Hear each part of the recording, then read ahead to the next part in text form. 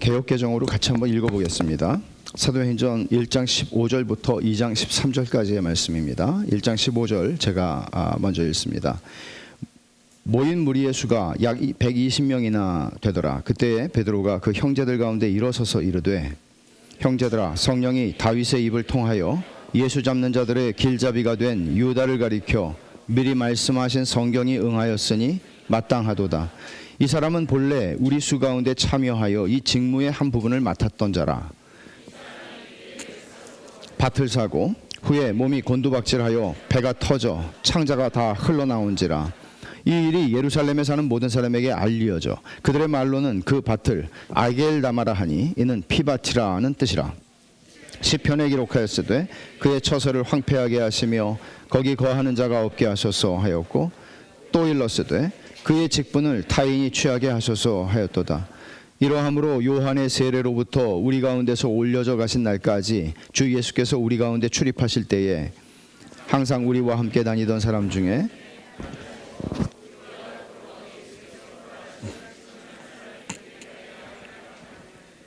그들이 두 사람을 내세우니 하나는 바사바라고도 하고 별명은 유스도라고도 하는 요셉이요 하나는 마띠아라. 그들이 기도하여 이르되, 무사람의 마음을 아시는 주여, 이 두 사람 중에 누가 주님께 택하신 바 되어 봉사와 및 사도의 직무를 대신할 자인지를 보이시옵소서. 유다는 이 직무를 버리고 제 곳으로 갔나이다 하고 제비 뽑아 마띠아를 얻으니 그가 11사도의 수에 들어가니라.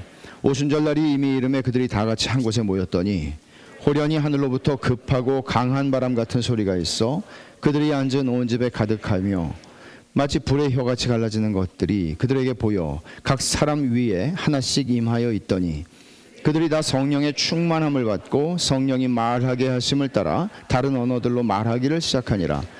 그때 경건한 유대인들이 천하 각국으로부터 와서 예루살렘에 머물러 있더니 이 소리가 남에 큰 무리가 모여 각각 자기의 방언으로 제자들이 말하는 것을 듣고 소동하여 다 놀라 신기하게 여겨 이르되, 보라, 이 말하는 사람들이 다 갈릴리 사람이 아니냐?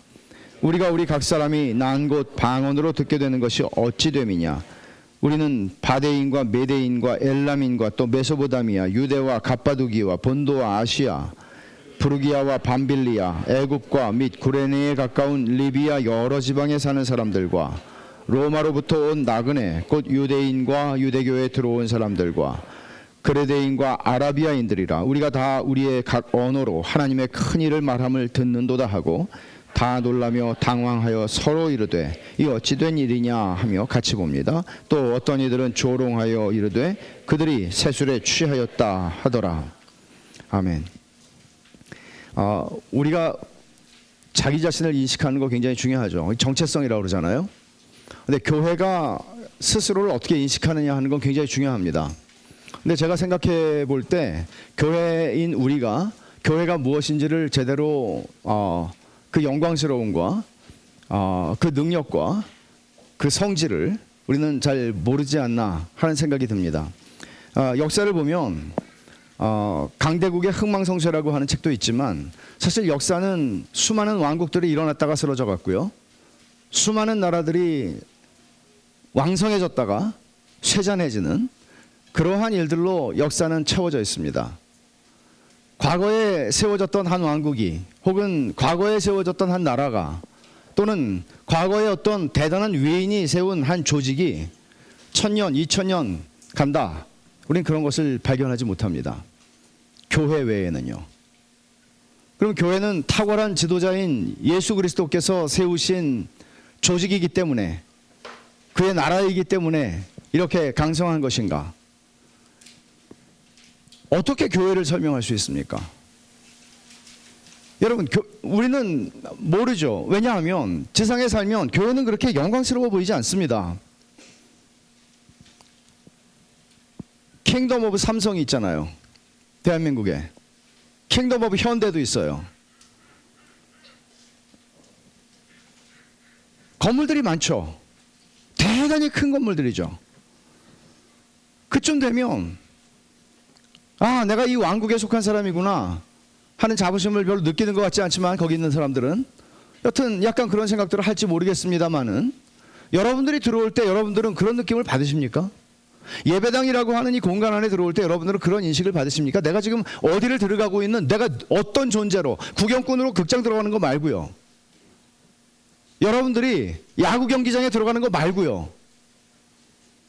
여러분들에게는 이 예배당에 들어오는 것이, 예배드리기 위해서 예배당에 들어오는 것이 뭔가 특별한 느낌이 있습니까? 그런 의식이라는 생각을 하십니까?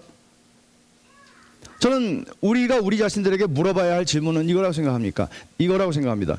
교회는 뭐지? 성경은 우리가 교회라고 얘기를 하죠. 예수를 믿는 사람들이 교회라고 얘기하죠. 그럼 우리는 뭐지? 여러분들은 어떻게 교회를 바라보고 교회를 인식하십니까? 어떤 기준이 있습니까? 어떤 기대가 있습니까? 어떤 현실에 대한 인식이 있습니까? 우리가 우리 자신을 어떻게 이해하는가 하는 문제죠. 성경은 교회를 초자연적인 공동체라고 얘기합니다. 오늘 본문이 신약교회의 탄생을 보여주는 굉장히 중요한 본문인데, 교회의 초자연적인 특성을 우리가 모르면, 오늘 초점은 이거예요. 교회는 초자연적이다. 그럼 초자연적이다 하는 거는, 초자연적인 특성을 놓치면, 이거 굉장히 중요한 본질인데, 이걸 놓치면 우리는 교회 생활을 열심히 하면 할수록 교회를 허물게 됩니다. 이런 일들이 너무나 많이 일어나는 것이죠. 교회를 인간적이고 자연적인 조직으로 만들어 가려고 하는 것이죠. 이런 교회들을 우리는 수도 없이 많이 경험합니다. D.A. 칼슨이라고 하는 신약학자는 이런 말을 합니다. 교회는 자연적인 친구들로 구성되지 않는다. 오히려 교회는 자연적인 원수들로 구성된다. 우리를 함께 묶는 것은 공통된 교육, 동일한 인종, 비슷한 소득 수준, 비슷한 정치적 견해, 공통된 조상, 똑같은 억양, 동일한 직종 따위가 아니다. 이런 점에서 우리는 예수님을 위해 서로를 사랑하는 초자연적인 원수들의 집합체다. D.A. 칼슨은 퀘벡 캐나다 동부 사람입니다. 원래는 프랑스 말을 하는 사람이죠. 근데 미국에 와서 교수 생활을 했고 지금도 미국에 살고 있습니다. 이런 배경에서 미국에서 프랑스 말을 들으면 반가웠겠죠. 캐나다 프랑스 말을 들으면 반가웠겠죠. 그럼 뭔가 더 가까워질 수 있겠죠. 교회 안에서 그런 사람 만나면 더 가까워질 수 있겠죠. 근데 교회는 그게 다가 아니라는 거죠. 내 뿌리가 미국에는 잡종들이 사니까 이탈리안인지 내 뿌리가 아니면은 아일랜드인지 그런 것들이 교회 안에서 그룹을 만든다면 교회가 아니죠. 교회를 모르는 처사죠. 교회는 그런 게 아닙니다. 여러분, 이 사실을 이해하지 못하면, 교회가 초자연적인 공동체라는 사실을 이해하지 못하거나 그것을 무시하게 되면 사람들은 교회에서 자기가 어울릴 만한 사람들을 찾기 마련입니다. 나하고 비슷한 교육 수준에 있는 사람, 나하고 비슷한 재산 수준을 가진 사람, 사회적인 수준을 가진 사람, 이런 것들을 찾는 거죠. 옛날에 저희 중국에 계시는 이모를 만나게 됐어요. 공산 정권이 열리면서 라디오로 이렇게 편지 보내고 하는 게 옛날에 있었거든요. 그래서 만났어요. 그래서 이제 저희 이모 자녀들은 미국에 와서 다 공부를 하게 됐는데, 미국에 이제 외삼촌들이 계시니까. 근데 이제 이모의 사위, 이제 사촌 매형이죠. 공산당원이에요. 근데 미국에 가서 교회를 열심히 나가더라고요. 그래서 물어봤어요. 어떻게 이렇게 교회를 열심히 나가냐고. 자기하고 수준이 맞는 사람이 많대요, 교회. 이 형이 박사과정을 하고 있었는데 자기하고 말통하는 사람들, 수준이 비슷한 사람이 많대요. 그래서 자기 교회를 나간대요. 공산당원이에요, 여전히. 교회의 초자연적인 성격을 모르는 것이죠. 여러분들은 어떻습니까? 여러분들은 교회에서 여러분하고 비슷한 사람을 찾습니까? 그리고 비슷한 사람들하고 어울리기를 원하십니까? 그럼 여러분들은 교회를 허무는 겁니다. 나하고 말통하는 사람, 예수가 아니어도. 교회는 그런 것이 아닙니다. 오늘 본문을 보면 교회는 그 기원과 속성이 초자연적이다 하는 것을 보여주는데, 한번 보죠. 예수님이 두 개의 이야기가 있어요. 1장 우리 하반부에서 읽은 말씀하고 15절부터 26절까지의 말씀, 그리고 두 번째 말씀은 2장 1절부터 13절까지의 말씀인데, 첫 번째는 교회의 초자연적인 특성을 보여주는 게 뭔가 하면 말씀이 이끄는 공동체라는 거죠. 처음에 보면 여기 예수님이 승천하신 다음에 예수님이 승천하셨어요. 더 이상 제자들과 함께 계시잖아요. 그전에는 언제나 그 자리에 계셨던, 언제나 그들의 중심에 계셨던 분이 지금은 안 계세요. 물론 주님 말씀하셨죠. 세상 끝날까지 내가 너희와 항상 함께 있으리라고 말씀하셨어요. 약속하셨어요. 그러나 지금 그들이 눈으로 볼 수 있는 방식으로 주님이 함께 계시지 않아요. 낯설어요. 지난 3년 동안은 그렇게 살았는데 그분이 안 계세요. 약간 불안하죠. 이런 상황 가운데에서 그들은 예수님이 하신 말씀이 있잖아요. 아버지가 약속하신 것을 기다려라. 뭐죠? 성령을 기다려라. 성령이 임하면 너희가 권능을 받고, 두 번째가 있죠. 기다리기 위해서 그들은 앉아 있었습니다. 모여서. 그리고 두 번째는 성령을 받으면 너희가 내 증인이 될 것이다. 그러면 여러분, 이 사람들은 처음에 모여서 뭘 했습니까? 기도했습니다. 14절 하반절을 보면 더불어 마음을 같이하여 오로지 기도에 힘쓰더라고 말했습니다.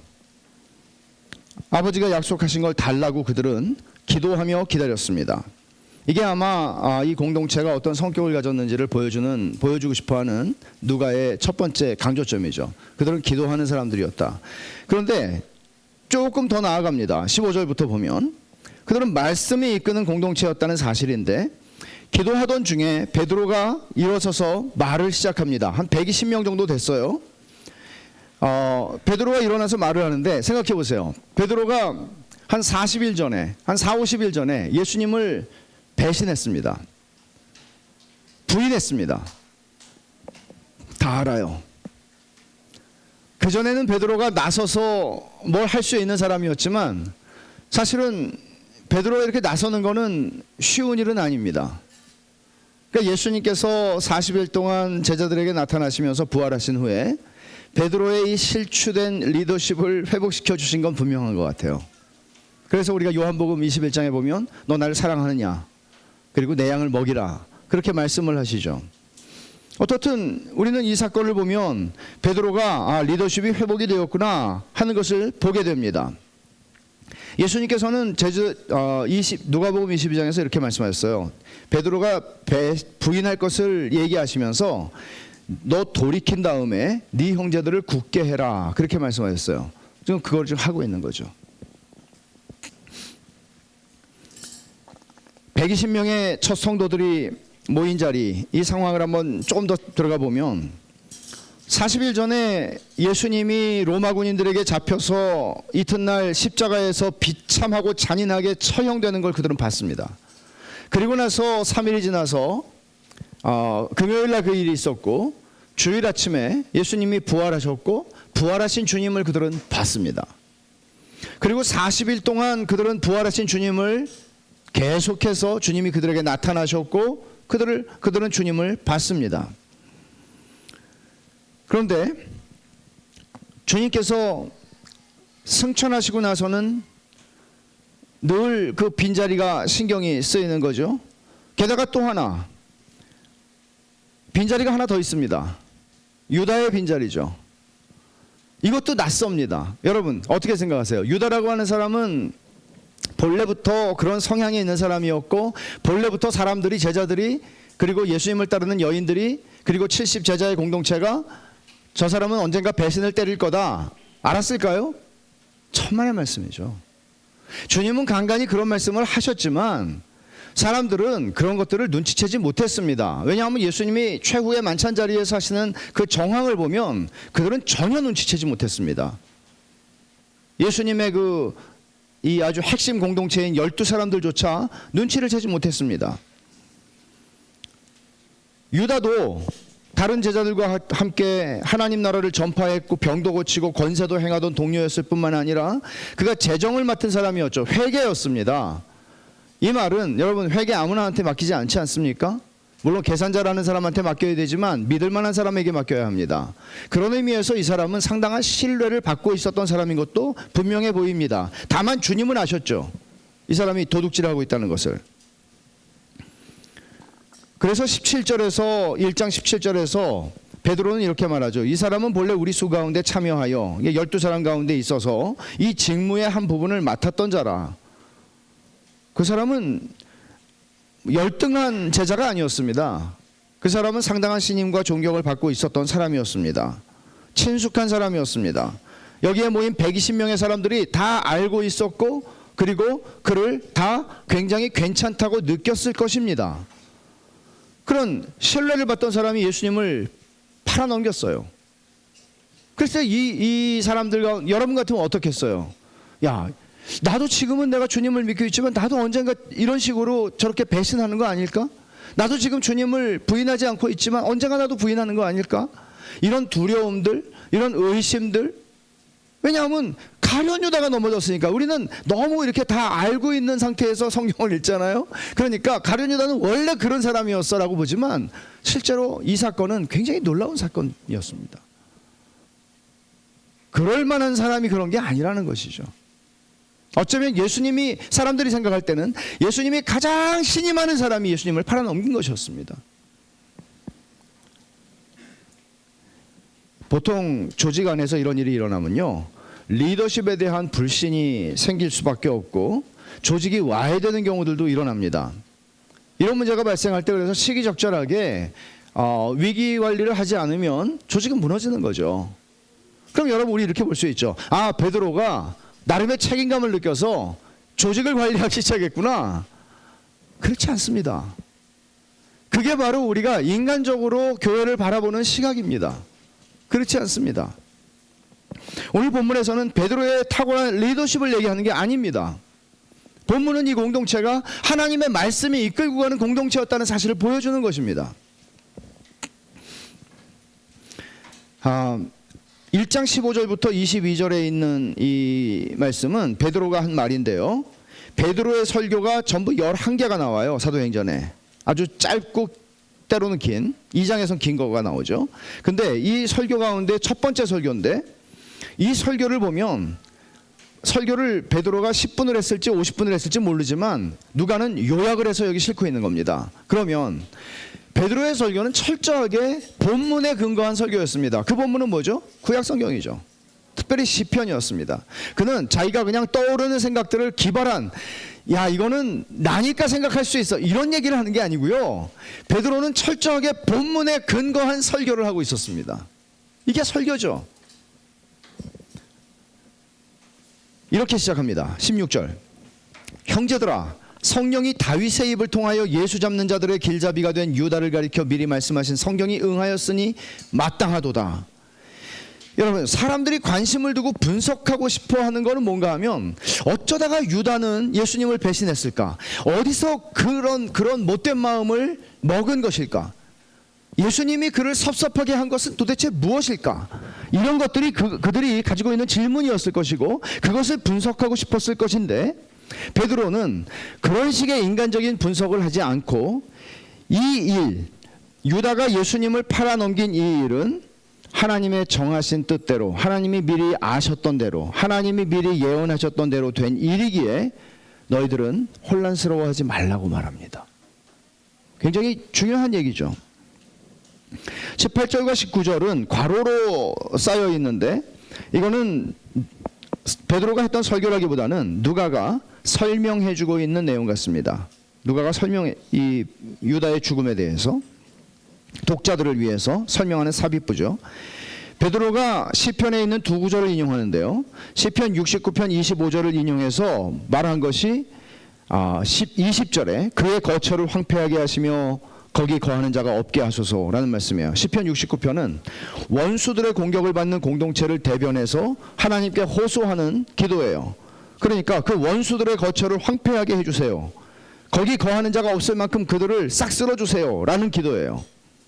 지금 유다를 가리켜서 지금 그렇게 성령께서, 아까 16절 다시 보세요. 성령이 다윗의 입을 통해 예수 잡는 자들의 길잡이가 된 유다를 가리켜 미리 말씀하신 것이다. 시편 69편을 그렇게 읽은 적이 없었어요, 이들은. 그런데 이 말씀이 유다에 대한 말씀이라고 지금 얘기하고 있죠. 또 한 구절이 있습니다. 시편 109편 8절을 인용하는데 20절 하반절에 그의 직분을 타인이 취하게 하소서. 이것도 무슨 말인가 하면 악한 지도자들을 저주하면서 하나님이 옳고 선한 지도자를 대신 세워주십시오 라는 기도예요. 그 자리를 채워달라는 것이죠.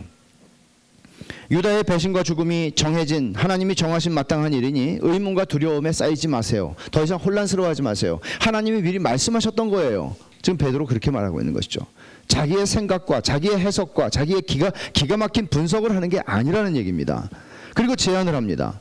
유다의 빈자리를 채울 사람은 주님이 분부하신 대로 뭐라고 그랬어요? 예수의 증인, 나의 증인이 되라고 그랬잖아요. 증인이 되려면 목격자여야 하잖아요. 목격자가 증인이잖아요. 그럼 목격자가 될 수 있는 조건은 뭐죠? 예수님이 계실 때 항상 같이 있었던 사람이요. 예수님을 두 눈으로 보고 경험한 사람이요. 그리고 예수님을 부활을 경험한 사람이요. 그 사람이 예수가 살아났다고 얘기할 수 있죠. 예수님의 죽음도 봤습니다. 예수님의 부활도 봤습니다. 부활하신 예수님을 만났습니다. 부활하신 예수님이 승천하시는 것도 봤습니다. 그 사람이 제자죠. 그 사람이 증인의 역할을 할 수 있는 사람이죠. 그래서 조건을 이렇게 제시를 하죠. 우리와 더불어 예수께서 부활하심을 증언할 사람이어야 하니 요한의 세례로부터 예수님 공생에 시작하시는 시작이죠. 우리 가운데서 올려져 가신 날까지, 승천하시는 날까지 주 예수께서 우리 가운데 출입하실 때 항상 우리와 함께 다니던 사람 중에 하나여야 한다. 이것은 베드로가 자기가 원하는 사람을 세우기 위해서 내건 조건 아닙니다. 이것은 주님이 말씀하신 그 분부대로 그 조건에 적합한 사람을 뽑아야 하는 조건을 제시한 것이었습니다. 그 조건에 맞는 사람이 두 사람이 천거가 되었습니다. 이 두 사람이 천거되었는데 여기서도 보면은 이렇게 말하죠.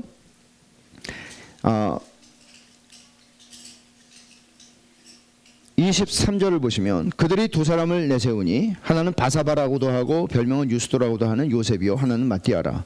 이걸 보면 꼭 요셉이 될 것 같은데, 왜냐하면 설명이 많잖아요. 이 사람은 이름도 많아요. 호도 있고 뭐 이런 사람이에요. 근데 마띠아가 되죠. 근데 여러분 한번 생각해 보세요. 아마 이 두 사람이 다 예수님의 70제자의 서클에 들어가 있던 사람들이었을 가능성이 있는데 이 사람들이 이제 사도의 빈자리 한 자리가 비었는데 그 자리를 채우잖아요. 그러면 이 자리를 채우는 것은 굉장히 영예스러운 일 아닙니까? 영광스러운 일 아닙니까?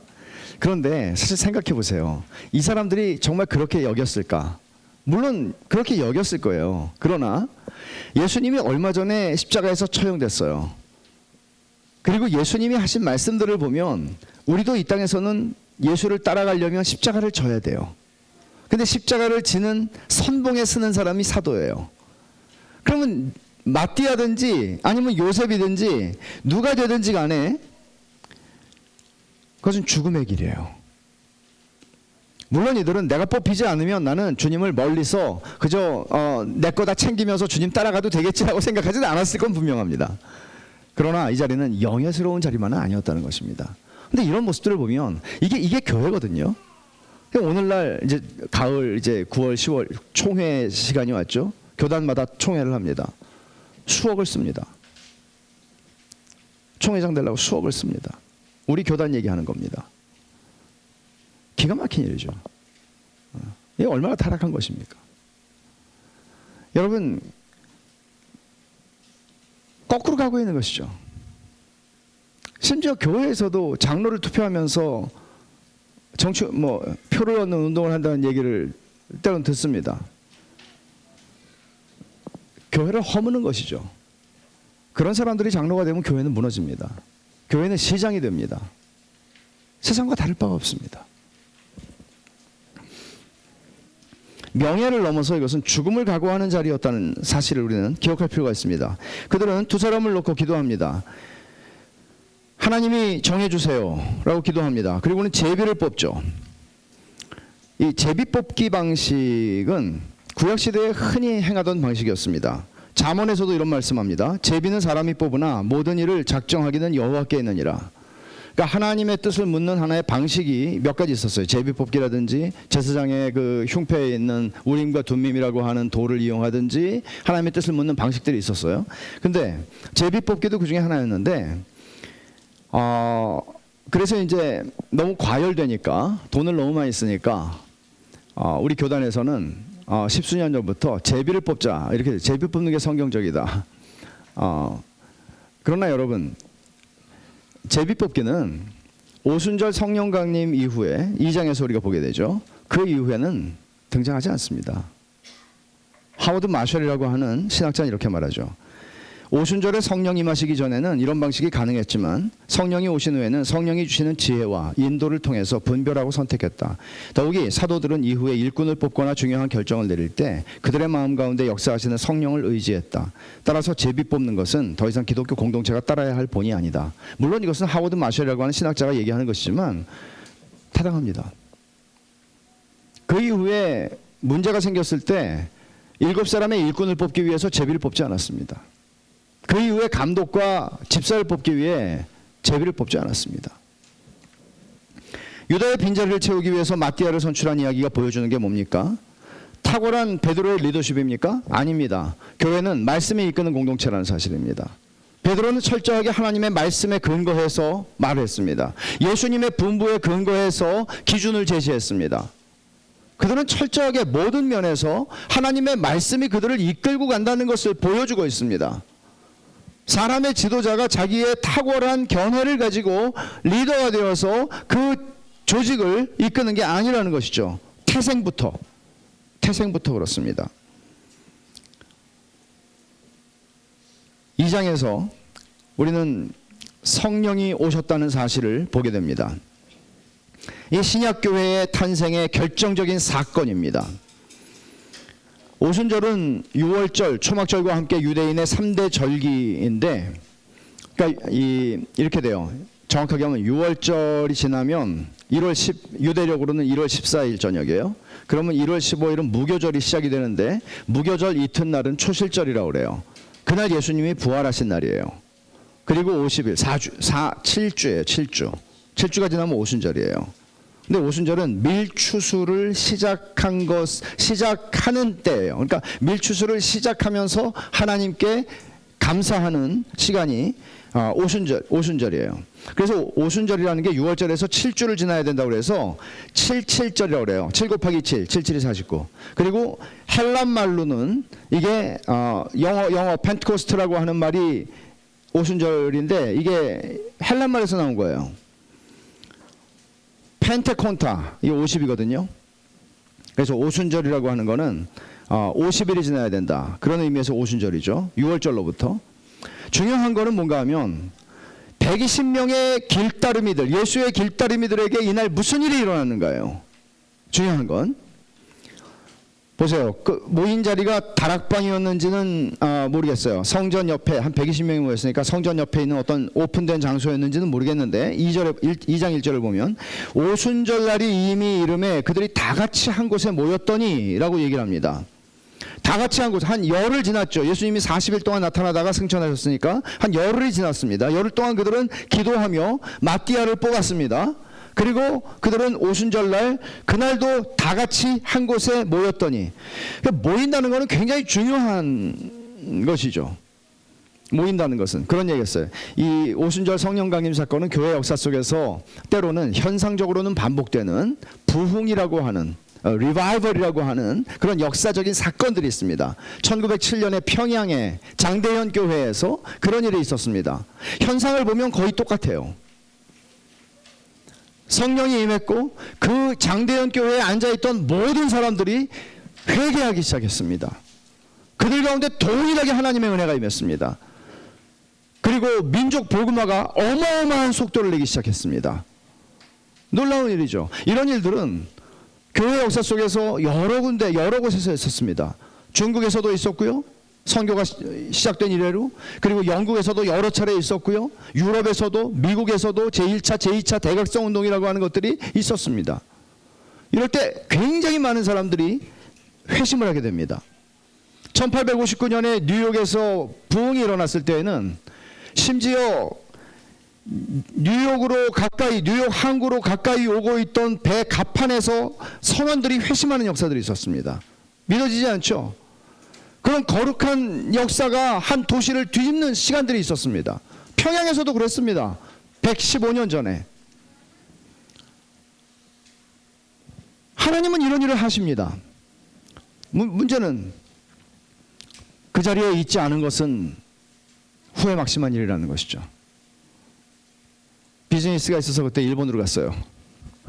후회막심한 일이죠. 다 같이 한 곳에 모여 있다는 건 굉장히 중요한 일입니다. 근데 그때 갑자기 하늘로부터 급하고 강한 바람 소리 같은 소리를 듣습니다. 모두가 들은 겁니다. 몇 사람이 들은 게 아니고 모두가 들었습니다. 그들이 앉은 온 집에 그 급하고 하늘로부터 임하는, 이거는 누가 봐도 이거는 그냥 바람은 아니었습니다. 태풍이 아니었습니다. 예보도 없었습니다. 하늘로부터 임하는 급하고 강한 바람 같은 소리를 그들이 듣습니다. 온 집에 가득했습니다. 그리고 청각이죠. 이거는 시각으로 그들은 불의 혀같이 갈라지는 것들이 각 사람 위에 하나씩 임하여 있는 것을 봅니다. 이런 거죠. 불이 임하는데 불꽃이 있잖아요. 불꽃이 우리는 이렇게 올라가잖아요. 근데 불이 하늘에서 임하는데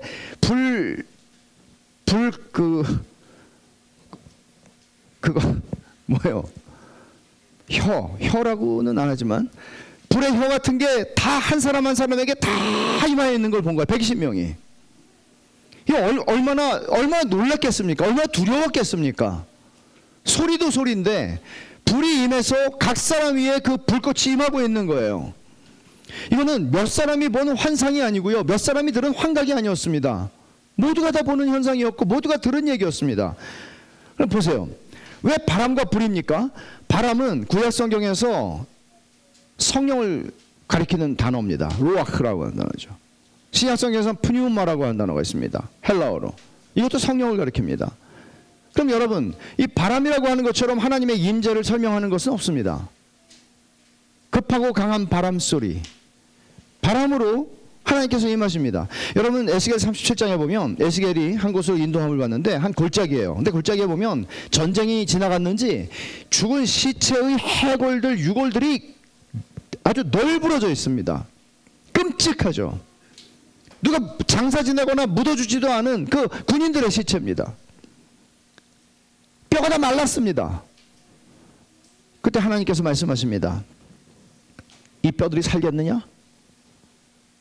그리고는 스토리가 이어지면서 드디어 이제 에스겔이 하나님의 말씀을 듣고 하나님의 말씀을 대언합니다. 뼈들을 향해서, 죽은 뼈들을 향해서요. 생기야, 사방에서 와서 이 죽음을 당한 자에게 불어서 살아나게 하라. 어떤 일이 있었습니까? 뼈들이 살아납니다. 뼈들이 맞춰집니다. 근육이 붙습니다. 살이 붙습니다. 힘줄이 붙습니다. 그리고 다 일어섭니다. 무슨 좀비 영화 보는 것 같죠? 그렇게 큰 군대를 이룹니다. 여기서 생기가 뭔지 아세요? 바람이에요. 루아흐예요. 바람은 하나님을 상징하는, 성령님을 상징하는 것이었습니다.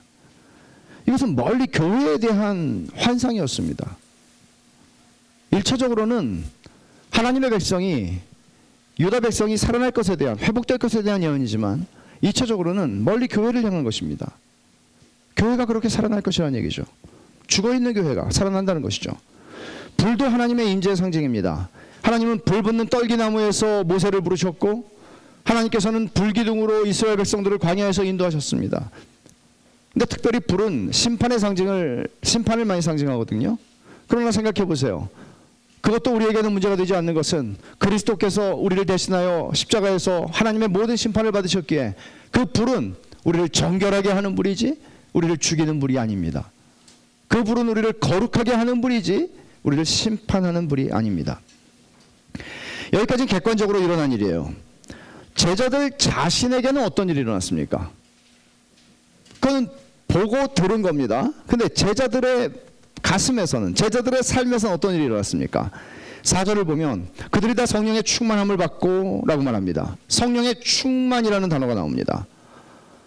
이 용어는 사도행전에서 하나님을 섬기는 사람들에게 하나님이 특별한 사역을 주시기 위해서 그 시간에 성령으로 충만하게 하셔서 그를 압도하시고 그를 붙드셔서 용기 있게 하시고, 겁쟁이가 용기를 내게 하시고, 이기적인 사람이 다른 사람들을 섬기게 하시고, 말을 잘 못하던 사람이 말을 할 수 있는 능력을 받게 하시고, 성령의 충만은 그런 일을, 그런 기능을 하기 위해서 성령께서 사람을 붙잡으시는 그런 현상입니다. 그렇다고 해서 이것은 무화경이나 지적인 혼돈 상태에 빠진다는 의미는 아닙니다. 그들은 무화경에 빠지지 않았습니다. 그리고 어떤 일이 일어났는가 하면 다른 언어로 말하기 시작했습니다. 외국어였습니다. 배우지 않은 외국어였습니다. 기적적인 현상이죠. 앞에서 우리가 본 불과 바람도 기적적인 현상이지만 외국어로 말하는 것은 더더욱 기적적인 현상이었습니다. 각기 다른 외국어로 말하기 시작했습니다. 이 희귀한 현상이 감춰질 수가 없죠. 지금 예루살렘에는 오순절에 모인 그 디아스포라 유대인들이 보통 어떤 학자에 따르면 오순절에 한 100만 명 모였대요. 그러니까 사람에 밟힐 정도로 사람이 예루살렘에 많았다는 소리죠. 오순절은 특별히 6월 초순인데 여행하기 제일 좋은 계절이고 그 지방에서 그리고 그래서 가장 많은 순례자가 3대 절기 중에서 오순절에 가장 많은 순례자가 오는 그 절기였어요. 그러니까 성령을 부어주시고 교회가 탄생하게 하시고 이 뉴스가 세계 곳곳으로 흘러가게 하시기에는 가장 적합한 날이었던 거죠. 5절을 보시면 2장 5절에 그때 경건한 유대인들이 천하 각국으로부터 와서 예루살렘에 머물러 있다고 그러죠. 천하 각국에서 많은 사람들이 멀리는 북아프리카의 리비아에서 그리고 또 동쪽의 메소포타미아에서 로마 제국의 원근 각지에서 사람들이 모여왔습니다. 그리고 오순절날 아침에 희한한 광경을 보고 듣게 된 거죠. 이런 말을 이 사람들이 합니다. 7절에 보시면 다 놀라 소동이 일어났어요. 6절에 듣고 소동이 일어났어요. 그리고 다 놀라 신기하게 여겨 이르되 보라 이 말하는 사람들이 다 갈릴리 사람이 아니냐. 여러분 예를 들어서 예루살렘에서 여기 유학파들이 많네 뭐 이렇게 생각할 수도 있잖아요. 리비안 말이 들려 이렇게. 그러니까 예루살렘에서 들을 수 있는 말은요 아람어, 그들의 일상어였죠. 아람어하고 헬라어 정도 들을 수 있었을 거예요. 근데 이게 아니고 리비아에서 온 사람이 리비아 말을 듣고요, 아라비아에서 온 사람이 아라비아 말을 듣는 거예요. 자기네 사는 동네에서 듣던 말, 그 말을 듣는 거예요. 이게 얼마나 희한한 일이었겠어요. 그러니까 소동이 일어났고 7절에는 다 놀라 신기하게 여겼다고 그러고 11절에도 다 놀라며 당황하였다고 말합니다. 그러니까 이성적으로는 설명이 불가능한 현상이 일어난 겁니다. 근데 이거는 제 생각에 이 사람들이 놀라기도 했지만 제일 놀란 건 제자들 자신이었을 거예요. 내가 미쳤나? 중국어는 아마 안 했을 것 같아요. 중국에서 온 사람 없기 때문에. 말을 하는 거예요. 이상한 말을 하는 거예요. 근데 그게 언어예요. 배운 적이 없어요. 얼마나 많은 사람들이 이런 기적적인 은사가 자기에게 임하기를 기도했는지 모릅니다. 이놈의 영어에 한 맺힌 대한민국 사람들에게 더더욱 그렇습니다. 아마 이들이 그 외국어로 찬양을 했던 것 같아요. 11절을 보시면 그레데인과 아라비아인들이라 우리가 다 우리의 각 언어로 하나님의 큰 일을 말함을 듣는도다. 하나님의 큰 일을 말한다는 것은 하나님이 하신 일, 큰 일을 지금 찬양하고 있다는 그런 의미로 이해가 됩니다. 근데 이 사람들의 반응은 놀라고 당황하는 것만은 아니었습니다. 언제나 이런 사람들도 있어요. 13절에 보면 어떤 이들은 조롱하여 이르되 그들이 세술에 취했다. 술 취했다는 것이죠. 조롱하는 것이죠. 적대적인 사람들이었습니다. 자, 이렇게 우리 본문의 내용을 살펴봤는데 그래서 어떻다는 얘기입니까? 사도의 빈자리를 채우려고 마띠아를 뽑는 과정에서 하나님의 말씀이 이끄는 공동체였다는 사실을 보여줬습니다. 그리고 정말 중요한 건 오순절 성령 강림 사건입니다. 여러분, 오순절 성령 강림 사건이 없으면 우리는 사도행전의 그 뒤의 이야기를 절대로 이해할 수 없습니다. 아니, 이 사람들이 왜 이렇게 변한 거야? 이해할 수 없습니다. 사도행전이 없다면 우리는 복음서와 서신서들을 연결시켜 줄 수 있는 다리가 없기 때문에 제대로 이해할 수가 없습니다. 그들이 다 같이 한 곳에 모여 있을 때 성령이 임했고 이 모든 것들을 뒤집어 놓으셨습니다. 우리가 앞으로 읽게 되는 모든 이야기들이 가능하게 만들어준 것은 오순절 성령 강림 사건 때문입니다. 왜 성령이 강림하실 때 이렇게 세상을 놀라게 하는 기적적인 현상들이 동반된 것일까요? 급하고 강한 바람소리, 불의 혀같이 갈라지는 것이 사람들 위에 임하는 모습, 그리고 외국어 방언이 터지는 이런 현상들이 왜 중요합니까? 이거는 자연적으로 설명할 수 없는 일들이라는 것이죠. 교회의 태생이 그렇습니다. 자연적으로 설명할 수 있는 일이 하나도 없습니다. 베드로는 갑자기 왜 이렇게 똑똑해졌습니까? 구약 성경에 달통한 랍비였습니까? 그 사람이? 아니죠. 어부였습니다. 주님이 40일 동안 무슨 훈련을 시키셨길래 이렇게 성경을 해석할 수 있는 눈이 생긴 겁니까? 여러분, 교회는 몇 사람이 모여서 만든 결사체가 아닙니다. 그날 그 자리에 있던 120명의 예수의 길따르미들, 예루살렘에 와 있던 순례자들, 그리고 예루살렘에 살던 사람들, 초자연적인 역사가 그날 일어났고 성령의 역사가 있었고, 그렇게 해서 그들 가운데 3,000명이 그날 세례를 받았고 회개하고 세례를 받았고 교회가 되었습니다. 초자연적인 일입니다. 세상에 이것을 설명할 수 있는 다른 방법은 없습니다. 오순절 사건의 핵심은 방언이 아닙니다. 바람도 불도 아닙니다. 이 사건은 이렇게 이해를 하는 겁니다. 오늘도 오순절이 임하게 하여 주십시오가 아니고요. 사실은 오순절은 마치 예수님의 성육신, 그리고 예수님 십자가의 죽으심, 그리고 부활하심, 그리고 승천하심과 같이 반복될 수 없는 사건들이죠. 단회적인 사건들이죠. 예수님이 십자가에 또 죽으십니까? 그렇지 않죠. 그와 마찬가지로 예수님께서 승천하셔서 아버지로부터 성령을 받으셔서 이 성령을 우리에게, 교회에게 부어주신 사건입니다. 예수님의 중보자로서 이 땅에서의 사역을 마감하시는 사역입니다. 이 땅에서의 사역을. 우리 승천으로 끝났다고 생각하죠. 2장 33절 잠깐 보죠. 하나님이 오른손으로 예수를 높이심에 승천하셨다는 얘기입니다. 그가 약속하신 성령을 아버지께 받아서 너희가 보고 듣는 이것을 부어주셨느니라. 예수님이 부어주셨다고 말하고 있습니다. 여러분, 성령께서 초자연적으로 탄생시키신 교회는 로마의 어떤 권력 있는 황제도 이 조직을 붕괴시킬 수 없었습니다. 성공하지 못했습니다. 300년 동안 줄기차게 노력했지만 성공하지 못했습니다. 또 20세기 초에 일어난 볼셰비키 혁명과 공산주의 혁명도 그렇게 기독교를 잡아 죽이려고 했고 성경을 불태웠지만 이것도 실패로 끝나고 말았습니다. 초자연적으로 탄생한 교회, 초자연적인 존재를 자연적인 존재들이 깰 수 없었다는 것을 보여주는 것입니다. 성령님이 교회에 부어지심으로써 초자연적인 공동체인 신약교회가 탄생했다. 이것을 오늘 본문이 말해주고 있습니다.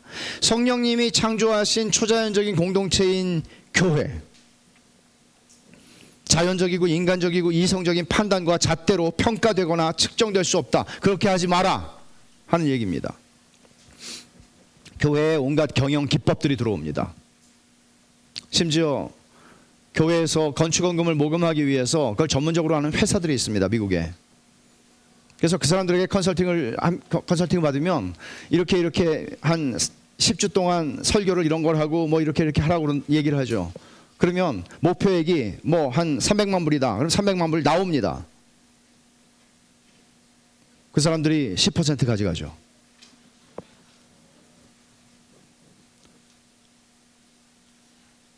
판단하기 쉽지 않습니다. 이런 일들이 많습니다.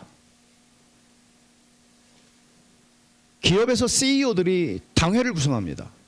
기업의 CEO나 또는 고위 공무원을 하는 사람들이 교회에 당회를 구성합니다. 그리고 그들이 배운 경영 기법을 가지고 교회를 운영합니다. 일반 은총의 영역에서 그것들이 틀렸다고 말하는 게 절대 아니에요. 하나님이 주신 지혜입니다. 그러나 그게 다일 수는 없죠. 왜냐하면 교회는 초자연적인 공동체니까. 교회는 초자연적인 공동체니까. 인간의 계산과 인간의 잣대로만 판단되고 그것으로 끝이라고 말할 수 있는 공동체가 아니니까. 바울 사도는 교회를 이렇게 설명합니다. 찾아보죠. 에베소서 2장입니다. 20절.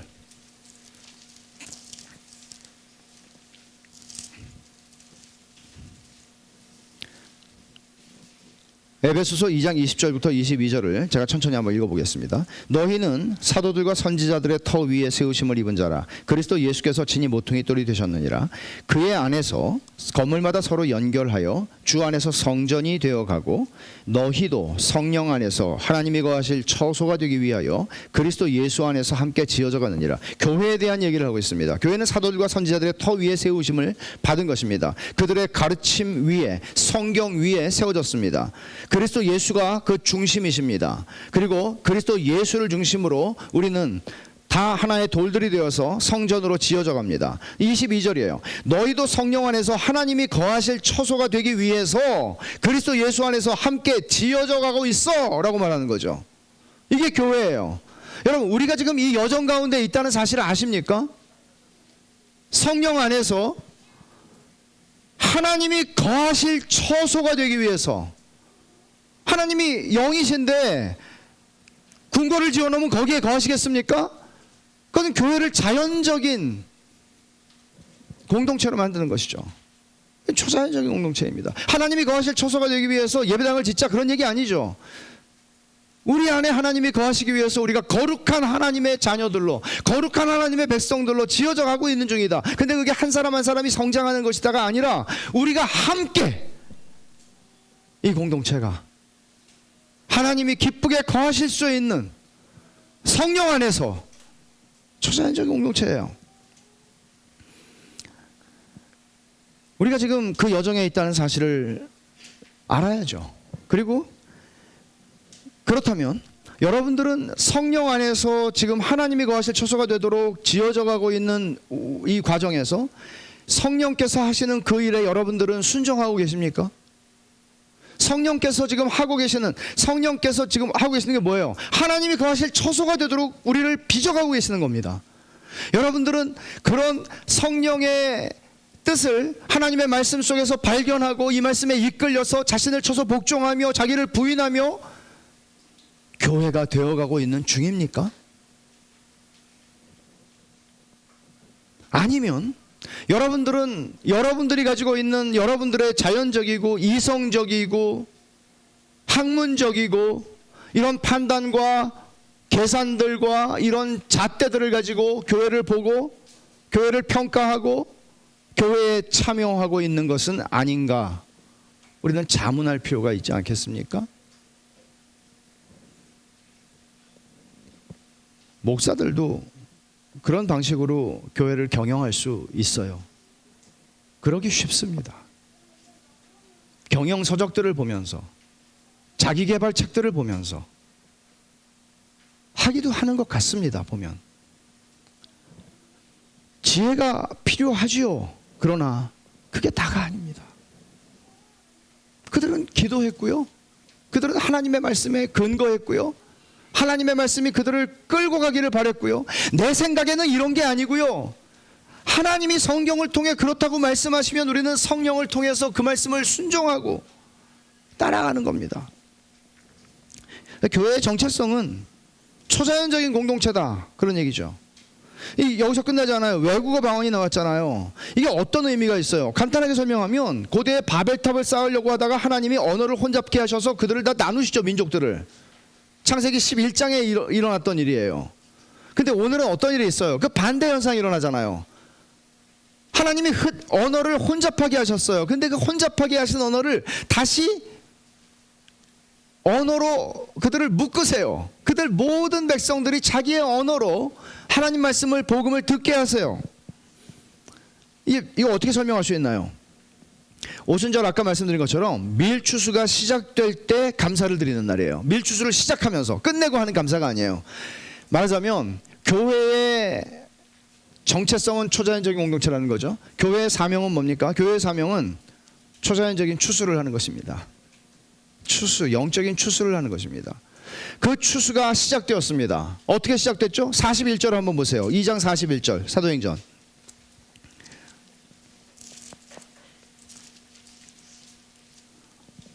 그 말을 받은 사람들은 세례를 받음에 이날에 신도의 수가 3,000이나 더 하더라. 추수가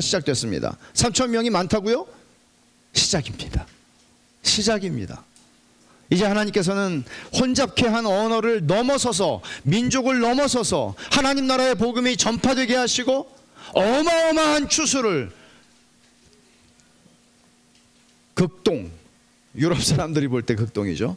우리가 생각할 땐 지구의 중심인데 극동, 극히 동쪽에 있는 반도에까지 복음이 전파되었습니다. 19세기 말입니다. 여기에 교회가 세워졌습니다. 한국말로 우리는 복음을 듣습니다. 기이한 일이 일어난 것입니다. 왜 그렇습니까? 열방의 추수라는 교회의 초자연적인 사명이 이날 성령에 의해서 시작된 것입니다. 그리고 우리는 그 일을 지금도 감당하고 싶어하고 감당하고자 하는 것입니다. 하나님께서, 특별히 성령께서, 교회의 주인이신 그리스도께서 성령을, 당신의 영인 성령을 통하여 우리를 이끌어 가시고 하나님이 거하실 처소가 되도록 우리를 빚어 가시고 만들어 가시고 하시는 이 기가 막힌 영광스러운 하나님의 역사에 우리를 맡기고 우리를 드리고 하나님이 하실 일을 기대합시다. 기도하겠습니다.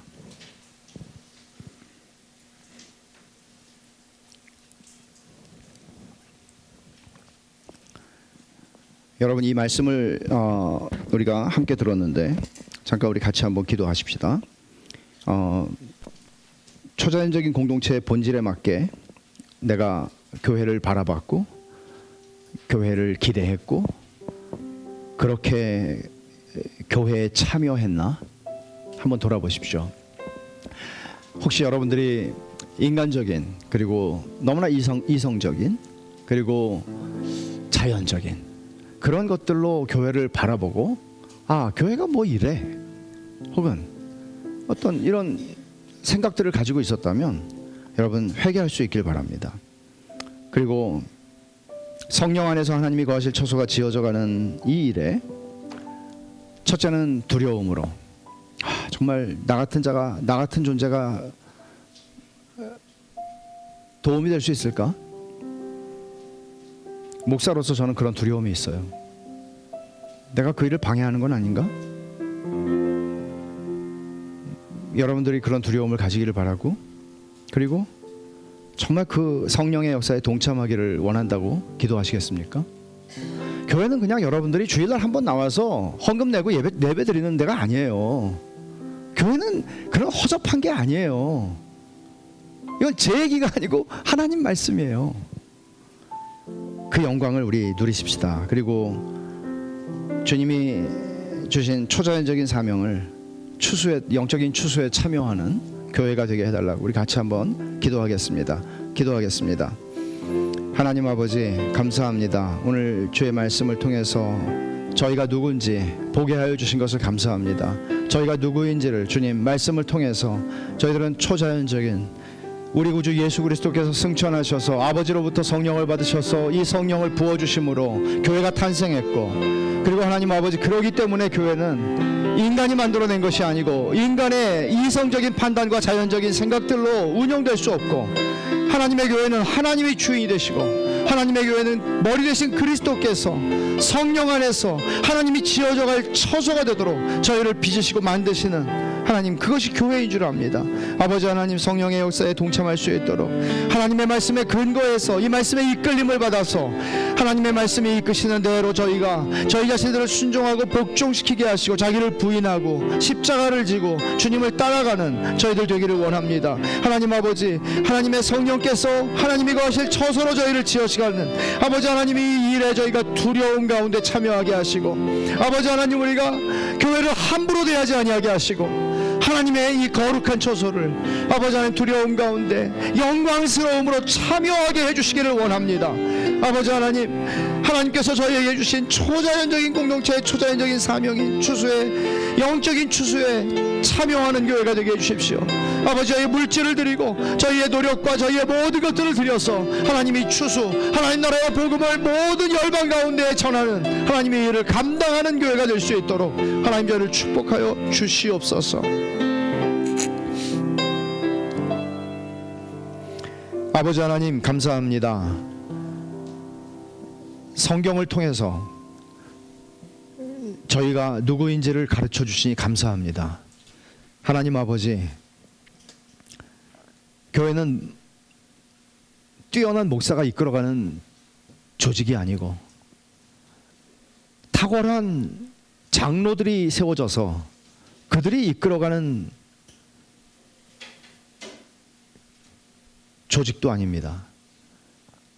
성령님께서 오순절에 임하셔서 교회가, 신약교회가 탄생했고, 이런 초자연적인 공동체이기에 저희들이 저희의 모든 지혜를 모아야 하지만 결코 자연적이고 이성적인 지혜로만 교회를 끌고 갈 수 없음을 인정합니다. 하나님 아버지, 교회의 머리고 또 교회의 주인이신 예수님께서 예수의 영이신 성령님을 통하여 그 안에서 하나님이 거하시는 처소가 되도록 저희들을 빚어져 가시는 이 여정 가운데 저희들을 불러주셔서 감사합니다. 하나님 아버지, 이 영광스러운 여정에 두려움으로 참여하게 하시고 말씀에 근거하여 성령의 인도하심을 받으며 참여하게 하사 저희로 그 영광을 누리는 가운데 성령의 아름다운 역사가 완성되는 그 영광의 날을 보게 하여 주시옵소서. 하나님 아버지, 오순절에 교회에 주신 초자연적인 사명인 영적인 추수를 보게 하셨습니다. 그것은 시작입니다. 이제 그 추수가 마치는 날까지 저희가 그 사명을 잘 감당할 수 있도록 저희에게 초자연적인 영적인 권능을 허락하여 주시옵소서. 예수님의 이름으로 기도하옵나이다. 아멘.